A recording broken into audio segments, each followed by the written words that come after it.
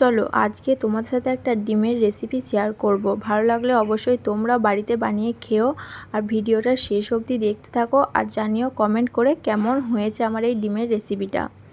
তো এখানে প্রথমেই আমি ডিমগুলোকে সেদ্ধ করে মাঝ বরাবর কেটে নিয়েছি আর এখানে আমি সমস্তটা জোগাড় করে রেখে দিয়েছিলাম আগে থেকে। তারপর ডিমগুলোকে তেলের মধ্যে ছেড়ে দিলাম, অল্প নুন আর হলুদ দিয়েছিলাম তেলের মধ্যে আমি, আর ভালো করে এপিট ওপিট করে ভেজে নেবো।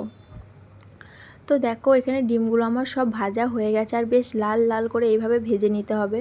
তারপর দিয়ে দিলাম কুচিয়ে রাখা পেঁয়াজ, আর পেঁয়াজগুলোকেও বেশ ভালো করে ভেজে নিতে হবে, একদম লাল লাল করে, ঠিক বেরেস্তার মতো।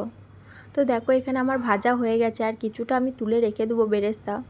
তো তারপরে দিয়ে দিলাম আদা রসুন বাটা, আর আদা রসুন বাটা দিয়ে দিলাম টমেটো, আর এটাকে ভালো করে নাড়াচাড়া করে নিলাম। তারপর দিয়ে দিলাম এর মধ্যে মশলা, আর মশলা দিয়েছিলাম আমি ধনে জিরে হলুদ নুন আর কাশ্মীরি লঙ্কা গুঁড়ো আর মিট মশলা। তারপর একটু জল দিয়ে এটাকেও ভালো করে নাড়াচাড়া করে নিলাম।